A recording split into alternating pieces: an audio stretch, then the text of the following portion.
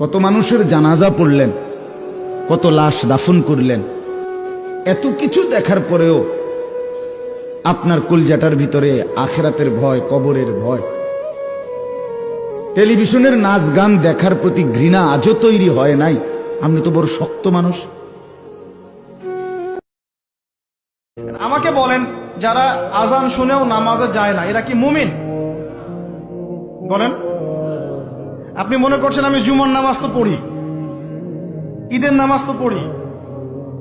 এমনও হতভাগা মানুষ আছে পৃথিবীতে যাদের নামাজ প্রথমবার তারা নামাজ পড়ে জানাজার নামাজ। আছে না ভাই? আল্লাহ পাক আমাদের সবাইকে 5 ওয়াক্ত নামাজি হওয়ার তৌফিক দান করুন।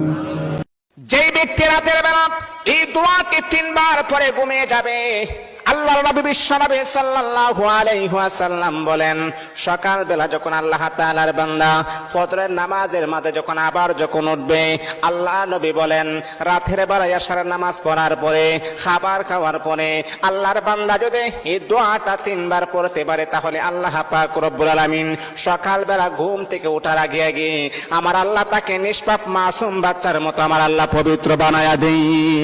দোয়াটা সবাই আমরা জানি, আমরা সবাই কিন্তু দোয়াটা জানি, কিন্তু আমরা আমল করি না। দোয়াটা হলো আস্তাগফিরুল্লাহাল্লাযী লা ইলাহা ইল্লা হুয়াল হাইয়ুল কাইয়্যুম ওয়া আতুবু ইলাইহি লা হাওলা ওয়ালা কুওয়াতা ইল্লা বিল্লাহিল আলিয়্যিল আযীম। 3 বার যদি আপনি পড়তে পারি, ইনশাআল্লাহ আল্লাহ পাক রব্বুল আলামিন আমার আপনার জীবনের সমস্ত গুনাহগুলোকে আমার আল্লাহ ক্ষমা করে দিবে।